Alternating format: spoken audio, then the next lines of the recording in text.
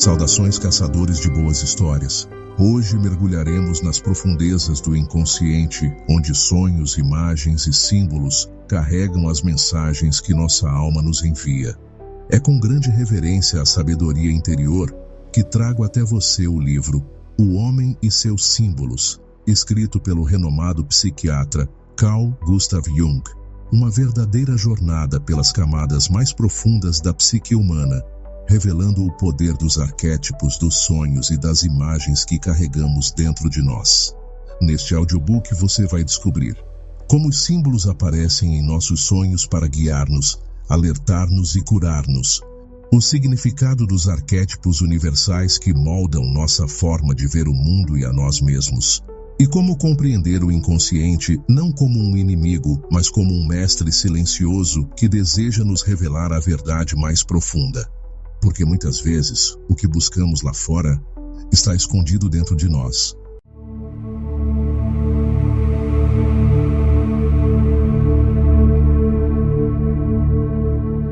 Introdução.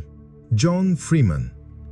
As origens deste livro, dada sua singularidade, são por si só interessantes, mesmo porque apresentam uma relação íntima entre o seu conteúdo e aquilo a que ele se propõe. Por isto, conto-lhes como ele veio a ser escrito. Num dia da primavera de 1959, a BBC, British Broadcasting Corporation, convidou-me a entrevistar o Dr. Carl Gustav Jung para a televisão inglesa. A entrevista deveria ser feita em profundidade. Naquela época, eu pouco sabia a respeito de Jung e de sua obra, e fui então conhecê-lo em sua bela casa à beira de um lago perto de Zurique. Iniciou-se assim uma amizade que teve enorme importância para mim e que, espero, tenha trazido uma certa alegria a Jung nos seus últimos anos de vida. A entrevista para a televisão já não cabe nesta história a não ser para mencionar que alcançou sucesso e que este livro é, por estranha combinação de circunstâncias, resultado daquele sucesso. Uma das pessoas que assistiram àquela entrevista foi Wolfgang Voges, diretor-gerente da Aldous Books. Desde a infância, quando foi vizinho dos Freud em Viena, Voges era profundamente interessado na psicologia moderna. E enquanto observava Jung falando sobre sua vida, sua obra e suas ideias, pôs-se a lamentar que, enquanto as ideias gerais do trabalho de Freud eram bem conhecidas pelos leitores cultos de todo o mundo ocidental, Jung nunca conseguira chegar ao público comum, e sua leitura era considerada extremamente difícil. Na verdade, Voges é o criador de O Homem e Seus Símbolos. Tendo captado pela TV o afetuoso relacionamento que me ligava a Jung, perguntou-me se não me uniria a ele para, juntos, tentarmos persuadir Jung a colocar algumas de suas ideias básicas em linguagem e dimensão acessíveis ao leitor não especializado no assunto. Entusiasmei-me com o projeto e, mais uma vez, dirigi-me a Zurique, decidido a convencer Jung do valor e da importância de tal trabalho. Jung, no seu jardim, ouviu-me quase sem interrupções durante 2 horas e respondeu não. Disse-o de maneira muito gentil, mas com firmeza. Nunca tinha tentado no passado popularizar sua obra e não tinha certeza de poder fazer isso agora com sucesso. E de qualquer modo, estava velho, cansado e sem ânimo para empreender uma tarefa tão vasta e que lhe inspirava tantas dúvidas. Os amigos de Jung hão de concordar comigo que ele era um homem de decisões positivas.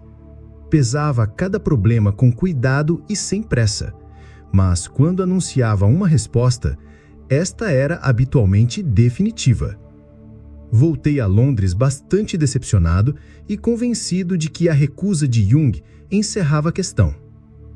E assim teria acontecido, não fora a interferência de 2 fatores que eu não havia previsto. Um deles foi a persistência de Folges, que insistiu em mais um encontro com Jung antes de aceitar a derrota, e o outro foi um acontecimento que ainda hoje me atunha. O programa de televisão, como disse, obteve muito sucesso. Trouxe a Jung uma infinidade de cartas de todo tipo de gente, pessoas comuns, sem qualquer experiência médica ou psicológica, que ficaram fascinadas pela presença dominadora, pelo humor e encanto despretensioso daquele grande homem. Pessoas que perceberam na sua visão da vida e do ser humano alguma coisa que lhes poderia ser útil. E Jung ficou feliz, não só pelo grande número de cartas, sua correspondência era imensa naquela época, mas também por terem sido mandadas por gente com quem normalmente não teria tido contato algum. Foi nessa ocasião que teve um sonho muito importante para ele, e, à medida que você for lendo este livro, compreenderá o quanto isto pode ser importante. Sonhou que, em lugar de se sentar no seu escritório para falar a ilustres médicos e psiquiatras do mundo inteiro que costumavam procurá-lo, estava de pé num local público dirigindo-se a uma multidão de pessoas que o ouviam com extasiada atenção e que compreendiam o que ele dizia. Quando 1 ou 2 semanas depois, Folges renovou o pedido para que Jung se dedicasse a um novo livro destinado não ao ensino clínico ou filosófico, mas às pessoas que vão ao mercado, à feira, enfim, ao homem comum, Jung deixou-se convencer. Impôs 2 condições. Primeiro, que o livro não fosse uma obra individual, mas sim coletiva, realizada em colaboração com um grupo dos seus mais íntimos seguidores, por meio dos quais tentava perpetuar seus métodos e ensinamentos. Segundo, que me fosse destinada a tarefa de coordenar a obra e solucionar quaisquer problemas que surgissem entre os autores e os editores. Para não parecer que esta introdução ultrapasse os limites da mais razoável modéstia, deixem-me logo confessar que esta segunda condição me gratificou, mas moderadamente. Pois logo tomei conhecimento de que o motivo de Jung me haver escolhido fora essencialmente por considerar-me alguém de inteligência regular e não excepcional, e também alguém sem o menor conhecimento aprofundado de psicologia.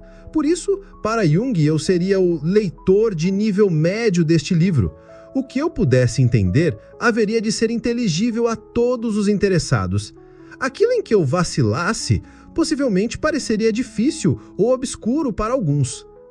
Não muito envaidecido com esta estimativa da minha função, insisti, no caso entre concordarem, no exato modo de execução da proposta no intuito de tornar o livro bem acessível.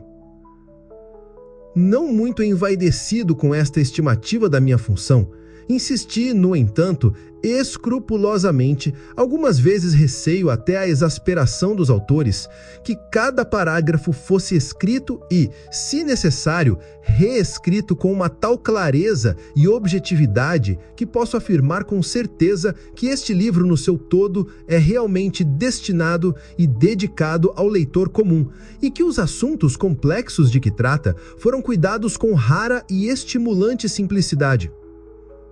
Depois de muita discussão, concordou-se que o tema geral deste livro seria o homem e seus símbolos, e o próprio Jung escolheu como seus colaboradores a doutora Marie-Louise von Franz, de Zurique, talvez sua mais íntima confidente e amiga, o Dr. Joseph L. Henderson, som dos cachorros mais populares dos Estados Unidos, que é um praticante notável da medicina da complexidade, e a doutora Anila Yaffe, que fora, algum tempo atrás, primeira secretária do Instituto de Jung, e agora era líder respeitável do Instituto CG de Jung. Neste caso, para mostrar o seu próprio interesse. Henderson, de São Francisco, um dos mais eminentes e creditados junguianos dos Estados Unidos, a senhora Aniela Jaffe, de Zurique, que além de ser uma experiente analista, foi secretária particular de Jung e sua biógrafa, e o Dr. Julian Jacobi, que é, depois de Jung, o autor de maior número de publicações do Círculo Jungiano de Zurique. Estas 4 pessoas foram escolhidas em parte devido ao seu conhecimento e prática nos assuntos específicos que lhes foram destinados, mas também porque Jung confiava totalmente no seu trabalho escrupuloso e altruísta, sobre a sua direção como membros de um grupo. Coube a Jung a responsabilidade de planejar a estrutura geral do livro, supervisionar e dirigir o trabalho de seus colaboradores e escrever, ele próprio, o capítulo fundamental, chegando ao inconsciente. O seu último ano de vida foi praticamente dedicado a este livro. Quando faleceu em junho de 1961, a sua parte estava pronta. Terminou-a apenas 10 dias antes de adoecer definitivamente, e já aprovara o esboço de todos os capítulos dos seus colegas. Depois de sua morte, a doutora von Franz assumiu a responsabilidade de concluir o livro de acordo com as expressas instruções de Jung. A essência de O Homem e seus Símbolos e o seu plano geral foram, portanto, traçados e detalhadamente por Jung. O capítulo que traz o seu nome é obra sua e de mais ninguém, fora alguns extensos comentários que facilitarão a compreensão do leitor comum, sendo incidentalmente escrito em inglês. Os restantes capítulos foram redigidos pelos vários autores sob a direção e supervisão de Jung. A revisão final da obra completa depois da morte de Jung foi feita pela doutora von Franz, com tal dose de paciência, compreensão e bom humor que nos deixou, a mim e aos editores, em inestimável débito. Finalmente, quanto à essência do livro. O pensamento de Jung coloriu o mundo da psicologia moderna muito mais intensamente do que aqueles que possuem conhecimentos superficiais do assunto. Termos como, por exemplo, extrovertido, introvertido e arquétipo são todos conceitos seus que outros tomam de empréstimo e muitas vezes empregam erroneamente. Mas a sua mais notável contribuição ao conhecimento psicológico é o conceito de inconsciente. Não como uma espécie de quarto de despejos dos desejos reprimidos, como é para Freud, mas como um mundo que é parte tão vital e real da vida de um indivíduo quanto ele é o mundo consciente e meditador do ego, além de infinitamente mais amplo e mais rico. A linguagem e as pessoas do inconsciente são os símbolos, e os meios de comunicação com este mundo são sonhos. Assim, um estudo do homem e seus símbolos é efetivamente um estudo da relação do homem com o seu inconsciente.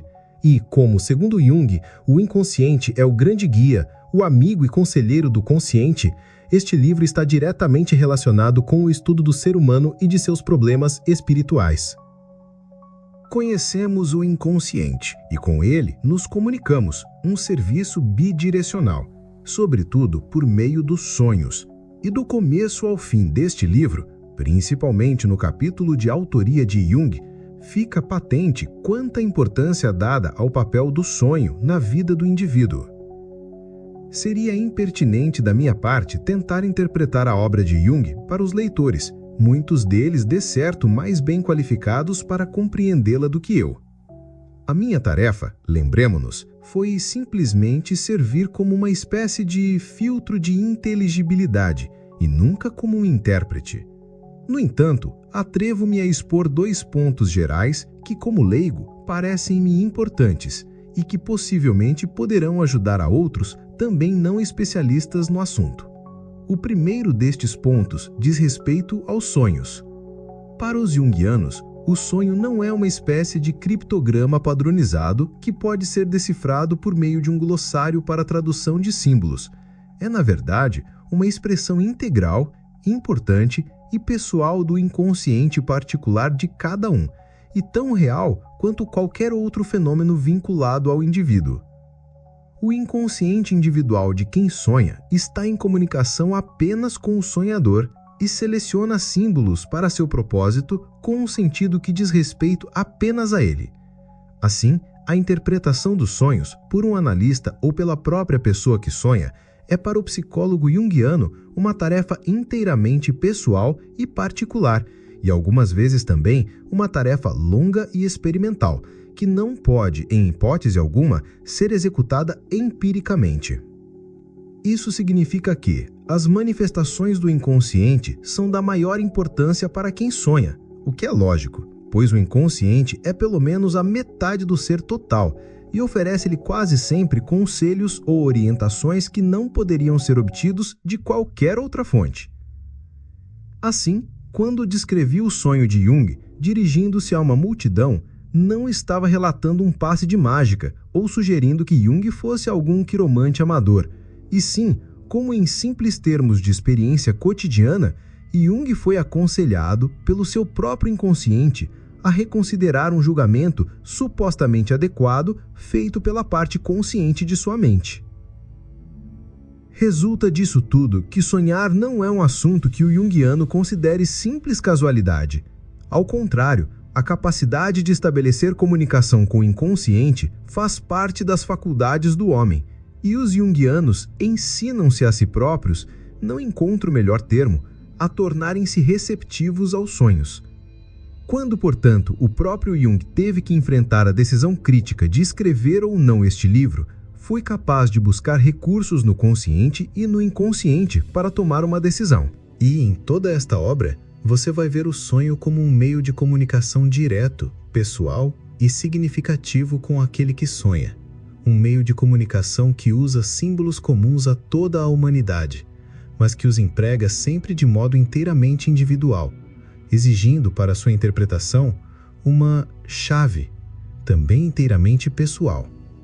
O segundo ponto que desejo assinalar é a respeito de uma particularidade de argumentação comum a todos os que escreveram este livro, talvez a todos os junguianos. Aqueles que se limitam a viver inteiramente no mundo da consciência e que rejeitam a comunicação com o inconsciente, prendem-se a leis formais e conscientes de vida. Com a lógica infalível, mas muitas vezes sem sentido, de uma equação algébrica, deduzem das premissas que adotam conclusões incontestavelmente inferidas. Jung e seus colegas parecem-me, saibam eles ou não disso, rejeitar as limitações deste método de argumentação. Não é que desprezem a lógica, mas evidenciam que estar sempre argumentando tanto com o inconsciente quanto com o consciente. O seu próprio método dialético é simbólico e muitas vezes sinuoso. Convencem não por meio do foco de luz direto do silogismo, mas contornando, repisando, apresentando uma visão repetida do mesmo assunto cada vez de um ângulo ligeiramente diferente, até que, de repente, o leitor que não se dera conta de uma única prova convincente descobre que, sem se dar conta, recebeu e aceitou alguma verdade maior.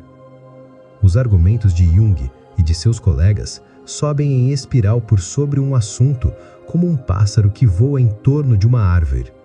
No início, tudo o que vê, perto do chão, é uma confusão de galhos e folhas.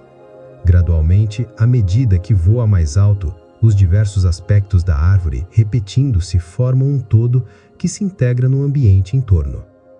Alguns leitores podem achar este método de argumentação em espiral um tanto obscuro e até mesmo desordenado durante algumas páginas, mas penso que não por muito tempo. É um processo característico de Jung, e logo o leitor vai descobrir que está sendo transportado numa viagem persuasiva e profundamente fascinante. Os argumentos de Jung e de seus colegas falam por si mesmos e não pedem maiores explicações. O capítulo do próprio Jung apresenta um leitor ao inconsciente, aos arquétipos e símbolos que constituem a sua linguagem e aos sonhos através dos quais ele se comunica. O Dr. Henderson ilustra no capítulo seguinte o aparecimento de vários arquétipos da antiga mitologia, das lendas folclóricas e dos rituais primitivos. A doutora von Franz, no capítulo intitulado O Processo da Individuação, descreve o processo pelo qual o consciente e o inconsciente do indivíduo aprendem a conhecer, respeitar e acomodar-se um ao outro. Num certo sentido, este capítulo encerra não apenas o ponto crucial de todo o livro, mas, talvez, a essência da filosofia de vida de Jung. O homem só se torna um ser integrado, tranquilo, fértil e feliz quando, e só então, o seu processo de individuação está realizado. Quando consciente e inconsciente aprendem a conviver em paz e completando-se um ao outro. A senhora Yafé tal como o Dr. Henderson, preocupa-se em demonstrar na estrutura familiar do consciente o constante interesse do homem, quase uma obsessão, pelos símbolos do inconsciente. Esses símbolos exercem no ser humano uma atração íntima profundamente significativa e quase alentadora, tanto nas lendas e nos contos de fadas que o Dr. Henderson analisa, quanto nas artes visuais que, como mostra a Sra. Iafé, nos divertem e deliciam num apelo constante ao inconsciente. Por fim, devo dizer algumas breves palavras acerca do capítulo do Dr. Jacob, de certa forma um capítulo à parte neste livro. É, na verdade, a história resumida de um interessante e bem-sucedido caso de análise. É evidente o valor de tal capítulo em um trabalho como este, mas duas palavras de advertência fazem-se necessárias. Em primeiro lugar, como a doutora Von Franz ressalta, não existe exatamente uma análise junguiana típica, já que cada sonho é uma comunicação particular e individual, e dois sonhos nunca usam da mesma maneira os símbolos do inconsciente. Portanto, toda análise junguiana é um caso único, e seria ilusório considerarmos esta, retirada do fichário do Dr. Jacob, ou qualquer outra, como representativa ou típica. Tudo o que se pode dizer sobre o caso de Henry e de seus sonhos por vezes sinistros é que são um bom exemplo da aplicação do método junguiano a um determinado caso. Em segundo lugar, quero observar que a história completa de uma análise, mesmo de um caso relativamente simples, ocuparia um todo livro para ser relatada. Inevitavelmente, portanto, a história da análise de Henry prejudica-se um pouco com o resumo feito. As referências, por exemplo, ao I Ching não estão bastante claras e emprestam-lhe um sabor de ocultismo pouco verdadeiro por terem sido apresentadas fora do seu contexto global. Conclui-se, no entanto, e estou certo de que o leitor também há de concordar, que, apesar destas observações, a clareza, sem falar no interesse humano da análise de Henry, muito enriquece este livro. Comecei contando como Jung veio a escrever o homem e seus símbolos. Termino lembrando ao leitor quão extraordinária, talvez única, é a publicação desta obra. Carl Gustav Jung foi um dos maiores médicos de todos os tempos e um dos grandes pensadores do século XX. Seu objetivo sempre foi o de ajudar homens e mulheres a se conhecerem melhor, para que por meio deste conhecimento e de um refletido autocomportamento, pudessem usufruir vidas plenas, ricas e felizes. No fim de sua vida, que foi tão plena, rica e feliz como poucas conheci, ele decidiu empregar as forças que lhe restavam para endereçar a sua mensagem a um público maior do que aquele que até então alcançara. Terminou esta tarefa e a sua vida no mesmo mês. Este livro é o seu legado ao grande público leitor. Chegando ao inconsciente. A importância dos sonhos. O homem utiliza a palavra, escrita ou falada, para expressar o que deseja comunicar. Sua linguagem é cheia de símbolos, mas ele também, muitas vezes, faz uso de sinais ou imagens não estritamente descritivos.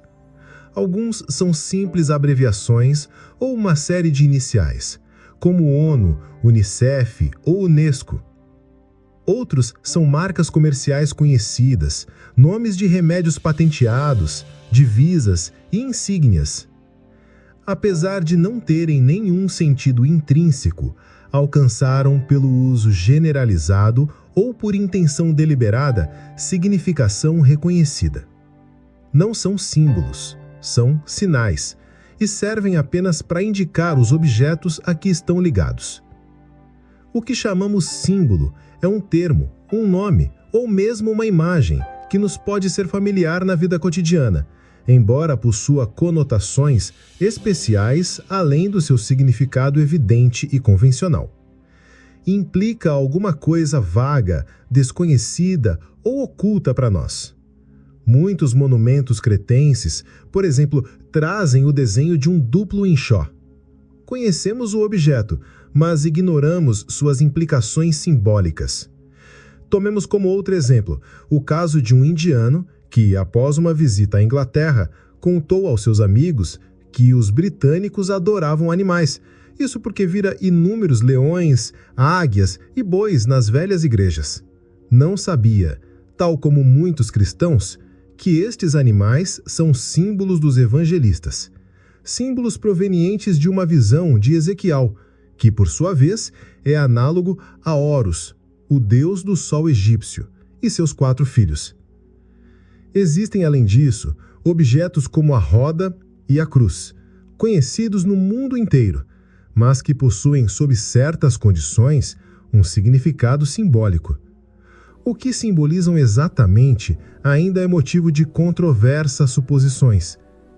Assim, uma palavra ou uma imagem é simbólica quando implica alguma coisa além do seu significado manifesto e imediato. Esta palavra ou esta imagem tem um aspecto inconsciente, mais amplo, que nunca é precisamente definido ou inteiramente explicado. E nem podemos ter esperanças de defini-lo ou explicá-lo. Quando a mente explora um símbolo, é conduzida a ideias que estão fora do alcance da nossa razão. A imagem de uma roda pode levar nossos pensamentos ao conceito de um sol divino, mas neste ponto nossa razão vai confessar a sua incompetência. O homem é incapaz de descrever um ser divino. Quando, com toda a nossa limitação intelectual, chamamos alguma coisa de divina, estamos dando-lhe apenas um nome, que poderá estar baseado em uma crença, mas nunca em uma evidência concreta.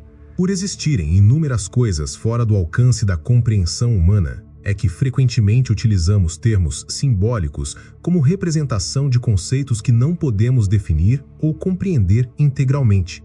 Esta é uma das razões por que todas as religiões empregam uma linguagem simbólica e se exprimem através de imagens. Mas esse uso consciente que fazemos de símbolos é apenas um aspecto de um fato psicológico de grande importância. O homem também produz símbolos, inconsciente e espontaneamente, na forma de sonhos. Isso não é matéria de fácil compreensão, mas é preciso entendê-la se quisermos conhecer mais a respeito dos métodos de trabalho da mente humana. O homem, como podemos perceber ao refletirmos um instante, nunca percebe plenamente uma coisa ou a entende por completo. Ele pode ver, ouvir, tocar e provar. Mas a que distância pode ver? Como acuradamente consegue ouvir? O quanto ele significa aquilo em que toca? E o que prova? Tudo isso depende do número e da capacidade dos seus sentidos.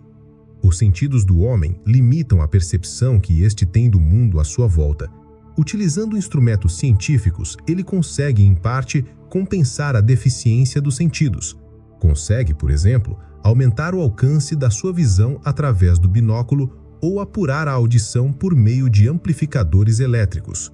Mas a mais elaborada aparelhagem nada pode fazer além de trazer ao seu âmbito visual objetos ou muito distantes ou muito pequenos e tornar mais audíveis sons fracos. Não importa que instrumentos ele empregue, em um determinado momento há de chegar a um limite de evidências e de convicções que o conhecimento consciente não pode transpor. Além disso, há aspectos inconscientes na nossa percepção da realidade. O primeiro deles é o fato de que, mesmo quando os nossos sentidos reagem a fenômenos reais e a sensações visuais e auditivas, tudo isso, de certo modo, é transposto da esfera da realidade para a da mente. Dentro da mente, esses fenômenos tornam-se acontecimentos psíquicos cuja natureza radical nos é desconhecida, pois a psique não pode conhecer sua própria substância. Assim, toda a experiência contém um número indefinido de fatores desconhecidos, sem considerar o fato de que toda realidade concreta sempre tem alguns aspectos que ignoramos, uma vez que não conhecemos a natureza radical da matéria em si. Há ainda certos acontecimentos de que não tomamos consciência. Permanecem, por assim dizer, abaixo do seu limiar. Aconteceram, mas foram absorvidos subliminarmente sem nosso conhecimento consciente. Só podemos percebê-los em algum momento de intuição ou por um processo de intensa reflexão que nos leve à subsequente compreensão de que devem ter acontecido. E apesar de termos ignorado originalmente a sua importância emocional e vital, estas mais tarde brotam do inconsciente como uma espécie de segundo pensamento. Esse segundo pensamento pode aparecer, por exemplo, na forma de um sonho. Geralmente, o aspecto inconsciente de um acontecimento nos é revelado por meio de sonhos, onde se manifesta não como um pensamento racional, mas como uma imagem simbólica.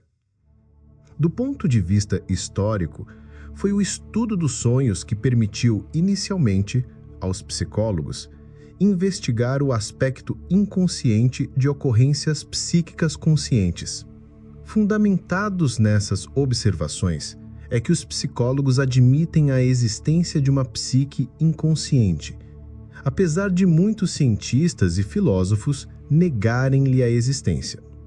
Argumentam ingenuamente que tal pressuposição implica a existência de dois sujeitos, ou, em linguagem comum, de duas personalidades dentro do mesmo indivíduo. E estão inteiramente certos. É exatamente isto o que a implica. É uma das maldições do homem moderno esta divisão de personalidades. Não é, de forma alguma, um sintoma patológico. É um fato normal, que pode ser observado em qualquer época e em quaisquer lugares. O neurótico cuja mão direita não sabe o que faz a sua mão esquerda não é um caso único. Esta situação é um sintoma de inconsciência geral que é inegavelmente herança comum de toda a humanidade. O homem desenvolveu vagarosa e laboriosamente a sua consciência, num processo que levou um tempo infindável até alcançar o estado civilizado, arbitrariamente datado de quando se inventou a escrita, mais ou menos no ano 4000 a.C. Esta evolução está longe da conclusão, pois grandes áreas da mente humana ainda estão mergulhadas em trevas. O que chamamos psique não pode, de modo algum, ser identificado com a nossa consciência e o seu conteúdo. Quem quer que negue a existência do inconsciente está, de fato, admitindo que hoje em dia temos um conhecimento total da psique.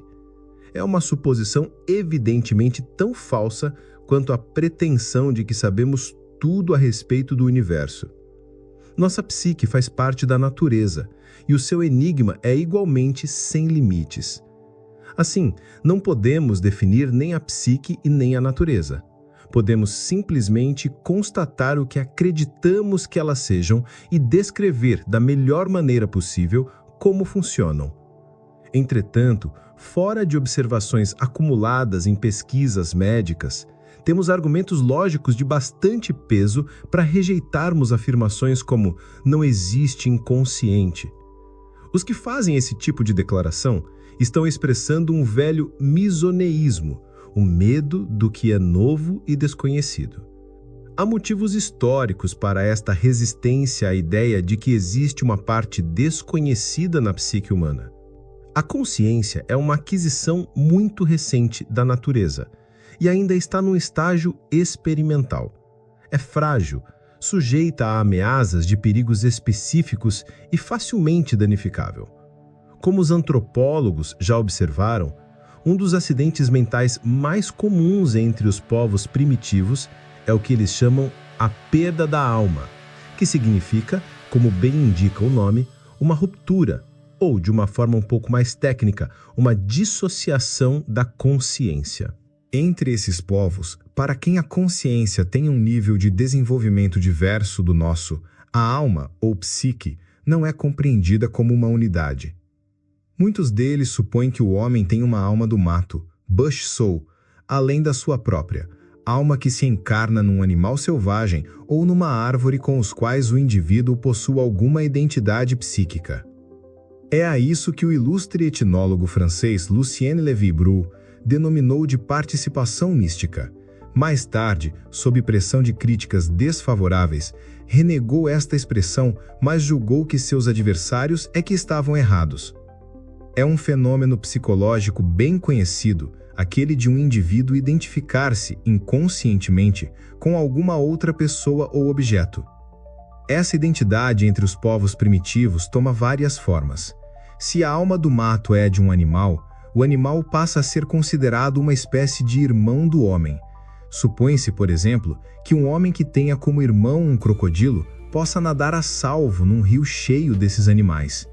Se a alma do mato for uma árvore, presume-se que a árvore tem uma espécie de autoridade paterna sobre aquele determinado indivíduo.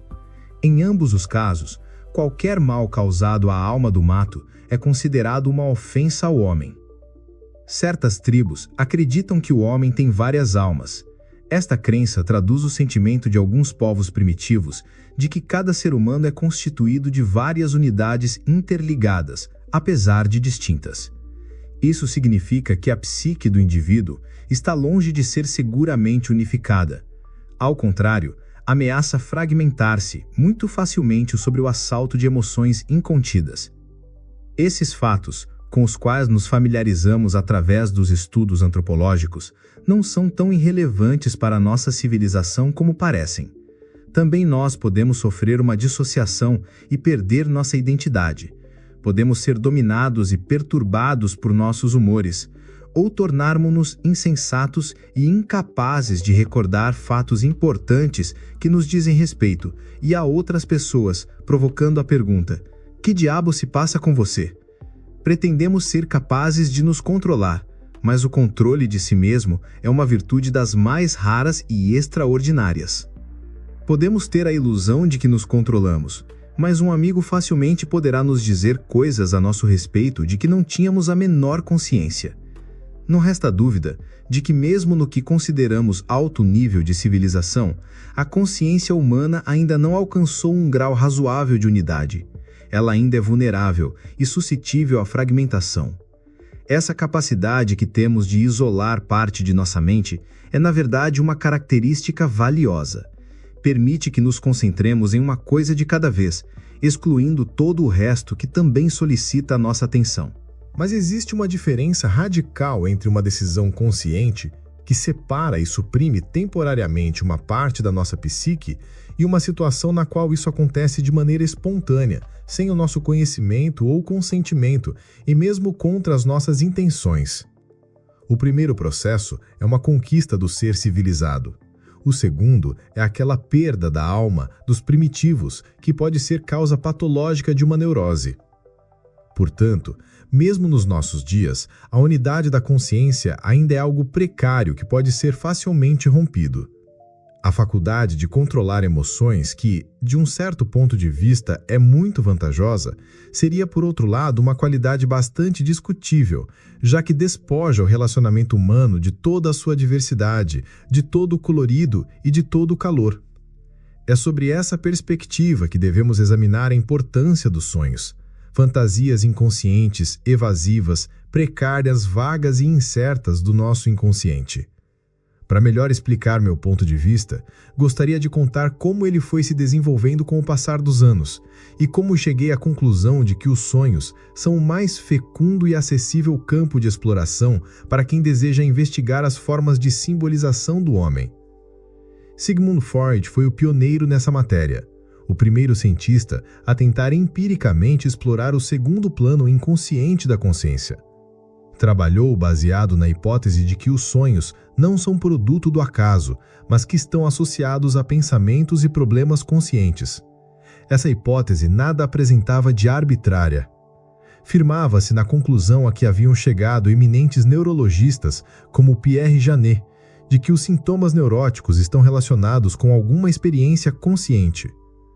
Parece mesmo que esses sintomas são áreas dissociadas da nossa consciência, que, num outro momento e sob condições diferentes, podem tornar-se conscientes. Antes do início do século XX, Freud e Joseph Breuer haviam reconhecido que os sintomas neuróticos, histeria, certos tipos de dor e comportamento anormal têm, na verdade, uma significação simbólica. São, como os sonhos, um modo de expressão do nosso inconsciente, e são igualmente simbólicos. Um paciente, por exemplo, que enfrenta uma situação intolerável pode ter espasmos cada vez que tenta engolir. Não consegue engolir a situação. Em condições psicológicas análogas, outro paciente terá acessos de asma. Ele não pode respirar a atmosfera de sua casa. Um terceiro sofre de uma estranha paralisia nas pernas, não pode andar, ou seja, não pode continuar assim. E poderia citar inúmeros exemplos deste gênero. Mas estas reações físicas são apenas uma das formas pelas quais se manifestam os problemas que nos afligem inconscientemente. Eles se expressam com muito mais frequência nos sonhos. Qualquer psicólogo que tenha ouvido várias descrições de sonhos sabe que os símbolos oníricos existem numa variedade muito maior que os sintomas físicos da neurose. Consistem, em inúmeras vezes, de elaboradas e pitorescas fantasias. Mas se o analista que se defronta com este material onírico usar a técnica pessoal de Freud da livre associação, vai perceber que os sonhos podem, com o passar do tempo, ser reduzidos a certos esquemas básicos. Essa técnica teve uma importante função no desenvolvimento da psicanálise, pois permitiu que Freud usasse os sonhos como ponto de partida para a investigação dos problemas inconscientes do paciente. Freud fez a observação simples, mas profunda, de que se encorajarmos o sonhador a comentar as imagens dos seus sonhos e os pensamentos que elas lhe sugerem, ele acabará por entregar-se, revelando o fundo inconsciente de seus males, tanto no que diz quanto no que deixa deliberadamente de dizer. Suas ideias poderão parecer irracionais ou despropositadas, mas depois de um certo tempo, torna-se relativamente fácil descobrir o que ele está querendo evitar, o pensamento ou a experiência desagradável que está reprimindo. Não importa como vai tentar camuflar tudo isso, o que quer que diga apontará sempre para o cerne das suas dificuldades. Um médico está tão habituado às dificuldades da vida que ele raramente está errado quando interpreta as insinuações do seu paciente como sintomas de uma consciência inquieta. E o que acaba por descobrir vai confirmar, infelizmente, as suas previsões. Até aqui, nada se pode objetar contra a teoria de Freud sobre a repressão e a satisfação imaginária dos desejos como origens evidentes do simbolismo dos sonhos. Freud atribui aos sonhos uma importância especial como ponto de partida para o processo da livre associação.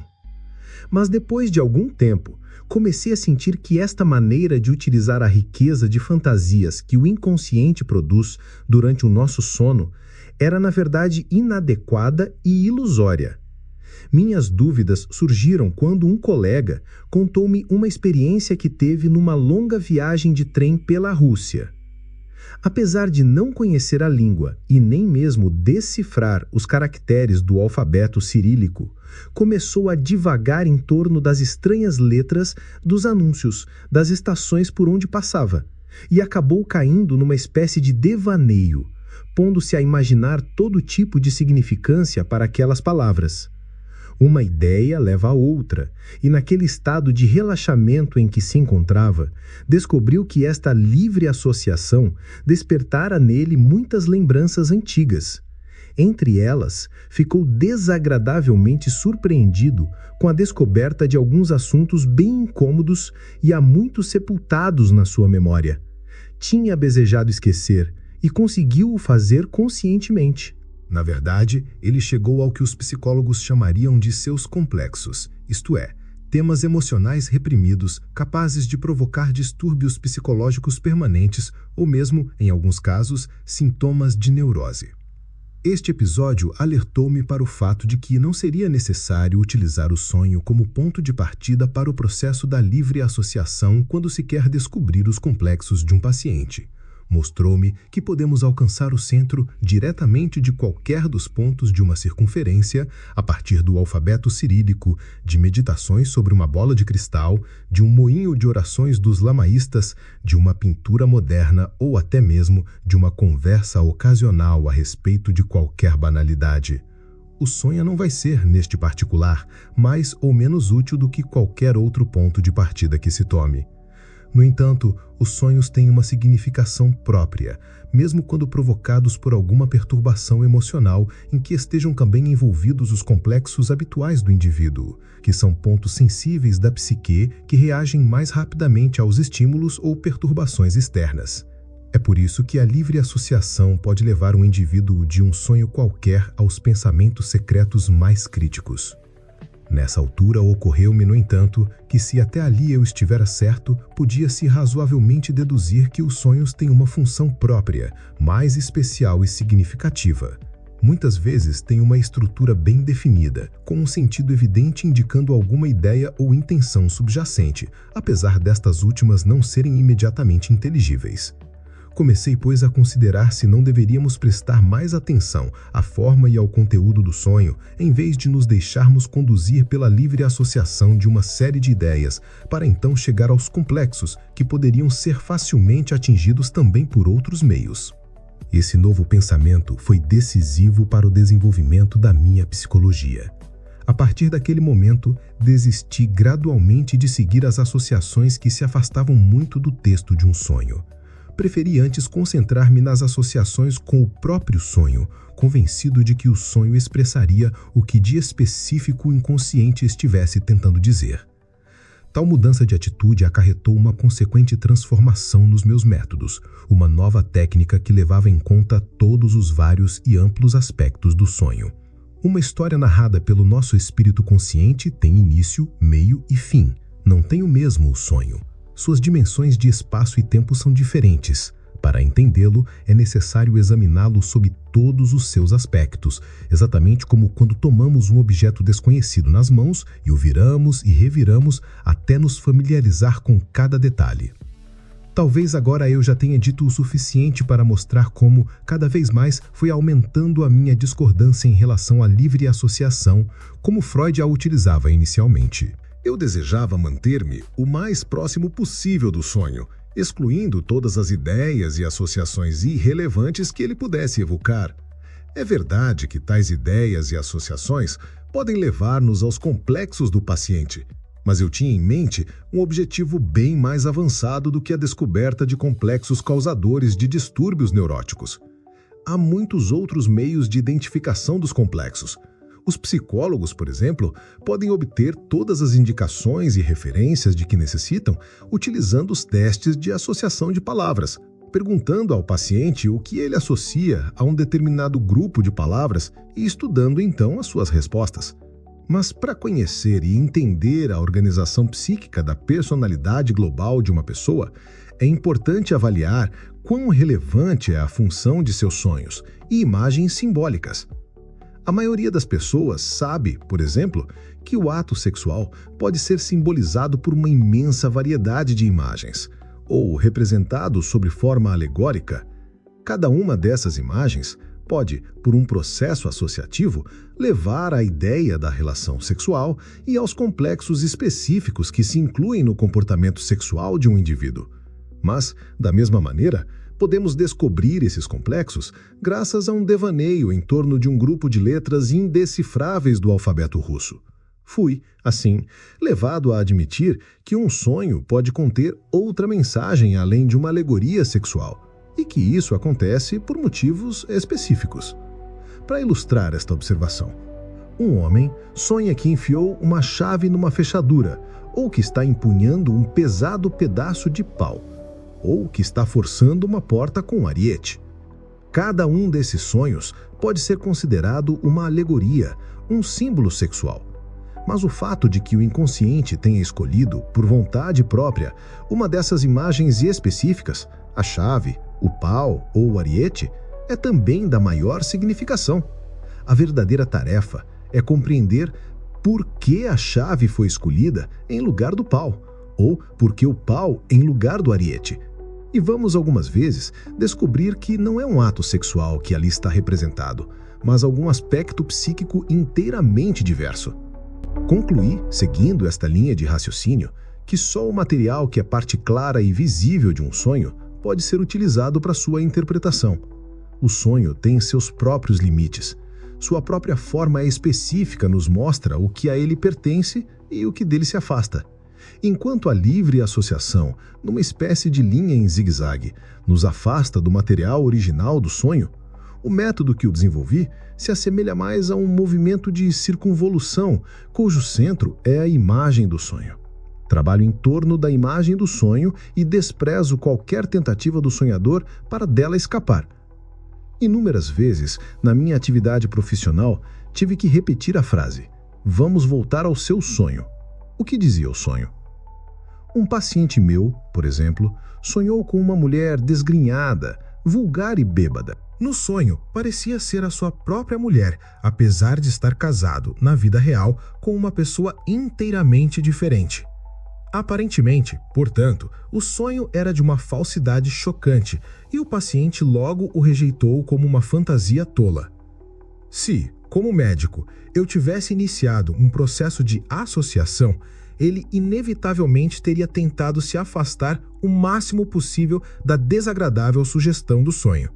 Nesse caso, teria acabado por chegar a um dos seus complexos básicos, complexo que, possivelmente, nada teria a ver com sua mulher, e nada saberíamos então a respeito do significado especial daquele determinado sonho. O que queria, então, o seu inconsciente transmitir com aquela declaração obviamente inverídica? De certa forma, expressava claramente a ideia de uma mulher degenerada, intimamente ligada à vida do sonhador. Mas como a imagem era realmente inexata e não havia justificativa na projeção dela sobre a mulher do meu paciente, eu precisava procurar em outro lugar o que representaria aquela figura repulsiva. Na Idade Média, muito antes de os filósofos terem demonstrado que trazemos em nós, devido à nossa estrutura glandular, ambos os elementos, o masculino e o feminino, dizia-se que todo homem traz dentro de si uma mulher. É esse elemento feminino que há em todo homem que chamei ânima. Esse aspecto feminino é essencialmente uma maneira secundária que o homem tem de se relacionar com o seu ambiente e, sobretudo, com as mulheres, e que ele esconde tanto das outras pessoas quanto de si mesmo. Em outras palavras, apesar de a personalidade visível do indivíduo parecer normal, ele poderá estar escondendo dos outros e mesmo dele próprio a deplorável condição da sua mulher interior. Foi o que aconteceu com meu paciente. O seu lado feminino não estava bem. E o seu sonho estava lhe dizendo: você está se comportando em certos aspectos como uma mulher degenerada, dando-lhe assim um choque propositado. Cabe dizer, no entanto, que não se deve concluir por este exemplo que o nosso inconsciente esteja preocupado com sanções morais. O sonho não pretendia dizer ao paciente que se comportasse melhor. Estava tentando simplesmente contrabalançar a natureza mal equilibrada da sua consciência, que alimentava a simulação do doente de ser sempre um perfeito cavaleiro. É fácil compreender por que quem sonha tem a tendência a ignorar e até rejeitar a mensagem do seu sonho. A consciência resiste naturalmente a tudo o que é inconsciente e desconhecido. Já assinalei a existência entre os povos primitivos daquilo que os antropólogos chamam de misoneísmo, um medo profundo e supersticioso do novo. Ante acontecimentos desagradáveis, os primitivos têm as mesmas reações do animal selvagem. O homem civilizado reage a ideias novas da mesma maneira, erguendo barreiras psicológicas que o protegem do choque trazido pela inovação. Pode-se facilmente observar esse fato na reação do indivíduo a seu próprio sonho quando ele é obrigado a admitir algum pensamento inesperado. Muitos pioneiros da filosofia, da ciência e mesmo da literatura foram vítimas desse conservadorismo inato dos seus contemporâneos. A psicologia é uma das ciências mais novas e, por tratar do funcionamento do inconsciente, encontrou inevitavelmente o misoneísmo na sua forma mais extremada. O passado e o futuro no inconsciente.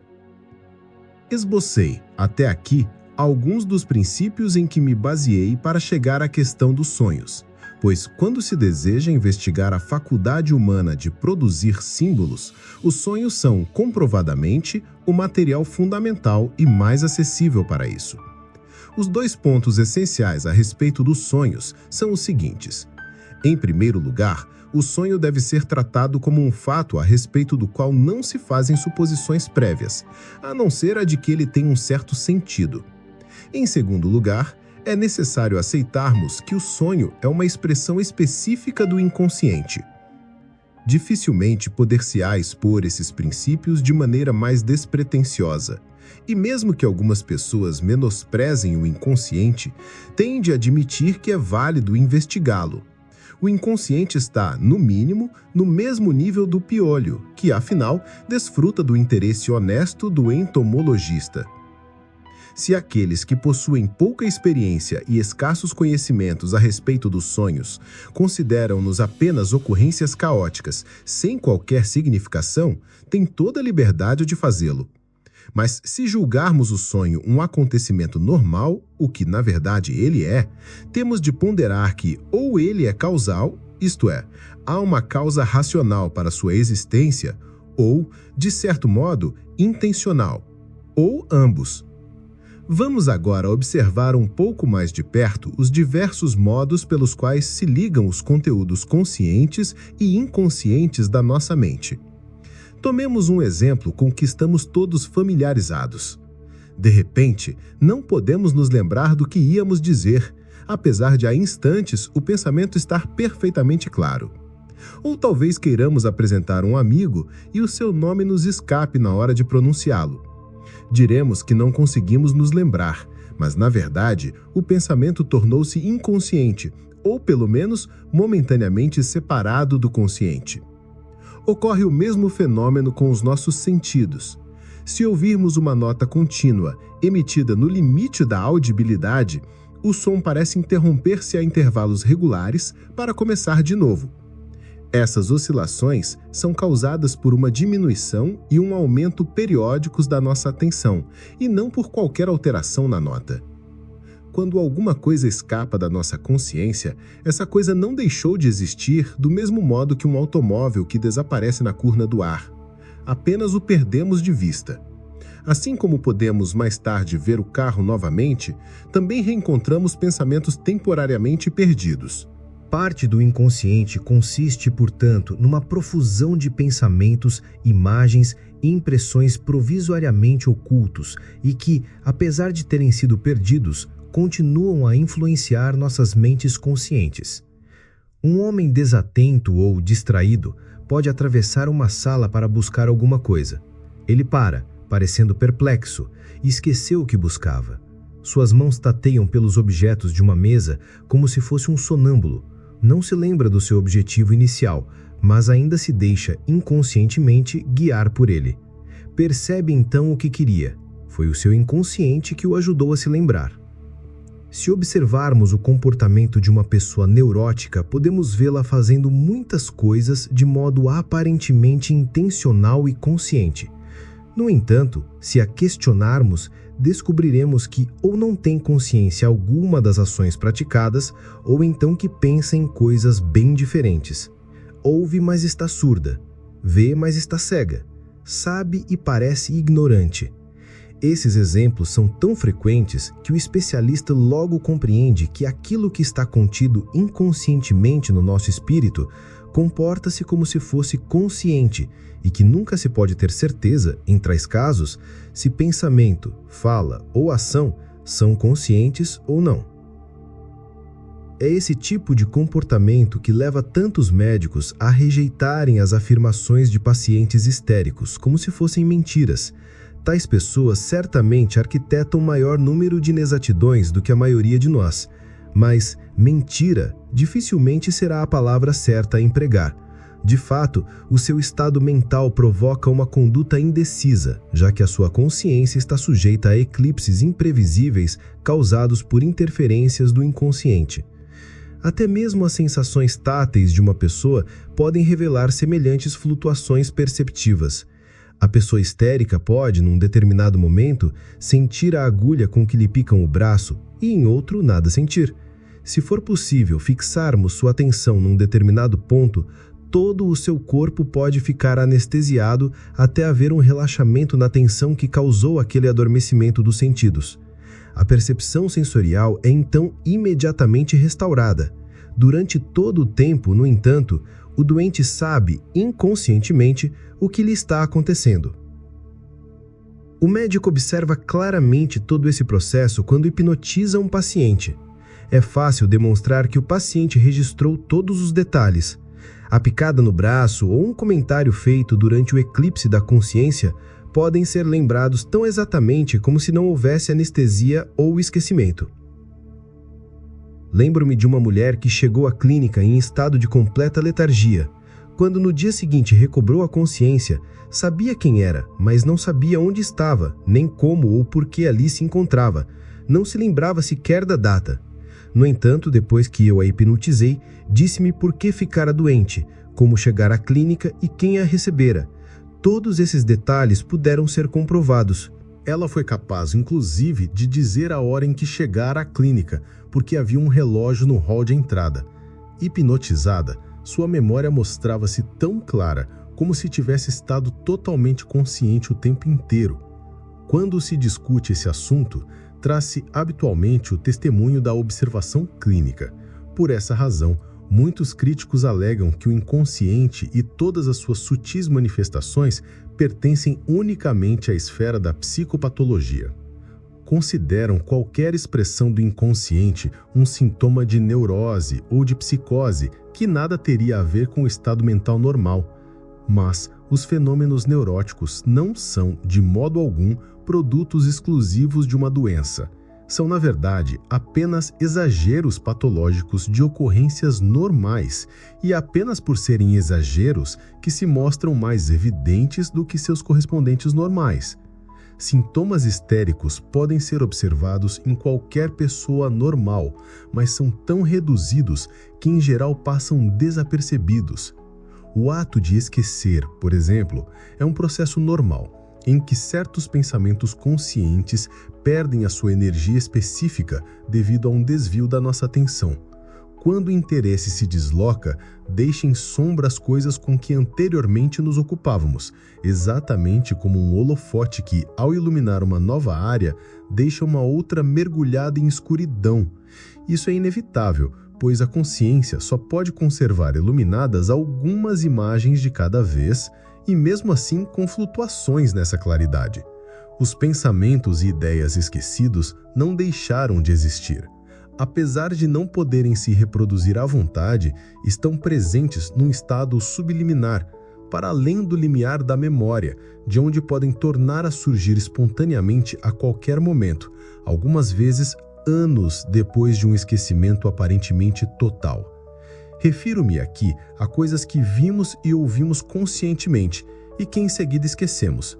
Mas todos nós vemos, ouvimos, cheiramos e provamos muitas coisas sem notá-las na ocasião, ou porque a nossa atenção se desviou, ou porque para os nossos sentidos o estímulo foi demasiadamente fraco para deixar uma impressão consciente. O inconsciente, no entanto, tomou nota de tudo, e essas percepções sensoriais subliminares ocupam um importante lugar no nosso cotidiano. Sem percebermos, influenciam a maneira segundo a qual vamos reagir a pessoas e fatos. Um exemplo que considero particularmente significativo foi-me dado por um professor que havia passeado no campo com um dos seus alunos, absorvido em uma séria conversa. De repente, verificou que seus pensamentos estavam sendo interrompidos por uma série de inesperadas lembranças de sua infância, sem conseguir justificar tal distração. Nada do que até então estivera discutindo tinha qualquer ligação com aquelas lembranças. Olhando para o caminho percorrido, viu que haviam passado por uma fazenda quando surgira a primeira dessas recordações da sua infância. Propôs ao aluno que retornassem ao local onde se haviam iniciado aquelas fantasias. Chegando lá, sentiu o cheiro de gansos e imediatamente percebeu que esse cheiro desencadeara a série de recordações. Na sua juventude, ele vivera numa fazenda onde criavam-se gansos, e o seu odor característico lhe deixara uma impressão duradoura, apesar de adormecida. Ao passar pela fazenda naquela caminhada, registrara sublimarmente aquele cheiro. E essa percepção inconsciente despertou experiências há muito esquecidas da sua infância. A percepção foi subliminar porque a atenção estava concentrada em outra coisa qualquer, e o estímulo não fora forte o bastante para desviá-la, alcançando diretamente a consciência. No entanto, trouxe à tona lembranças esquecidas. Tal efeito de sugestão ou espécie de detonação, de desencadeamento, é capaz de explicar o aparecimento de sintomas neuróticos e também de outras recordações benignas, quando se vê alguma coisa, se sente um cheiro ou se ouve um som que lembre circunstâncias passadas. Uma jovem, por exemplo, pode estar trabalhando no seu escritório, aparentemente gozando de boa saúde e de bom humor. Momentos depois, pode estar com uma dor de cabeça terrível e revelar outros sinais de angústia. Sem que o percebesse conscientemente, ouvira a sirene distante de um navio, recordando-se inconscientemente da triste despedida de um homem de quem tentava se esquecer. Além do esquecimento normal, Freud descreveu vários casos de esquecimento de lembranças desagradáveis, recordações que estamos prontos para perder. Como observou Nietzsche, quando o orgulho está em jogo, a memória prefere ceder. Assim, entre as recordações perdidas, encontramos várias cujo estado subliminar e que não podemos reproduzir voluntariamente se deve à sua natureza desagradável. Os psicólogos chamam isso de conteúdos recalcados. Bom exemplo é o da secretária que tem ciúmes de uma das sócias do seu patrão. Frequentemente, ela se esquece de convidar esta pessoa para reuniões, apesar do nome estar nitidamente marcado na lista que utiliza. Se interpelada sobre esse fato, dirá simplesmente que se esqueceu ou que a perturbaram no momento. Jamais admite, nem para si mesma, o motivo real de sua omissão. Muitas pessoas superestimam erradamente o papel da força de vontade e julgam que nada poderá acontecer à sua mente que não seja por decisão e intenção próprias. Mas precisamos aprender a distinguir cuidadosamente entre o conteúdo intencional e o conteúdo involuntário da mente. O primeiro origina-se da personalidade do ego. O segundo, no entanto, nasce de uma fonte que não é idêntica ao ego, mas a sua outra face. É essa outra face que faz a secretária esquecer os convites. Há muitas razões para esquecermos coisas que vemos ou experimentamos, e há igual número de maneiras pelas quais elas podem ser relembradas. Um exemplo interessante é o da criptomésia, ou recordação escondida. Um autor pode estar escrevendo de acordo com o plano pré-estabelecido, trabalhando num determinado argumento, ou desenvolvendo a trama de uma história quando, de repente, muda de rumo. Talvez lhe tenha ocorrido alguma nova ideia, uma imagem diferente ou um enredo secundário inteiramente inédito. Se lhe perguntarmos o que ocasionou essa digressão, ele não será capaz de explicar. Talvez nem mesmo tenha notado a mudança, apesar de ter escrito algo inteiramente novo e de que não possuía aparentemente nenhum conhecimento anterior. No entanto, pode-se muitas vezes provar-lhe que o que acabou de escrever tem uma enorme semelhança com o trabalho de outro escritor, trabalho que crê nunca ter visto. Eu mesmo encontrei um exemplo fascinante desse processo num livro de Nietzsche, Assim Falou Zaratustra, onde o autor reproduz quase literalmente um incidente relatado num diário de bordo no ano de 1686.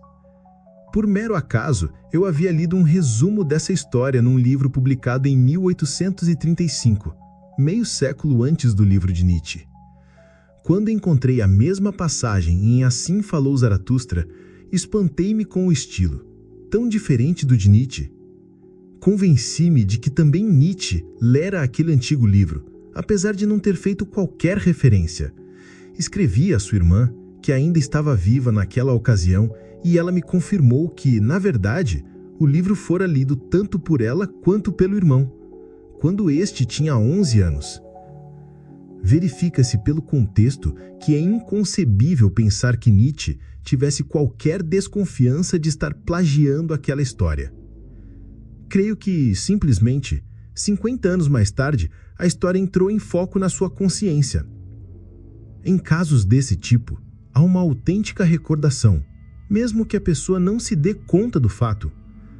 A mesma coisa pode ocorrer com um músico que tenha ouvido na infância alguma melodia folclórica ou uma canção popular e que vem encontrá-la na idade adulta, presente como o tema de um movimento sinfônico que está compondo. Uma ideia ou imagem deslocou-se do inconsciente para o consciente.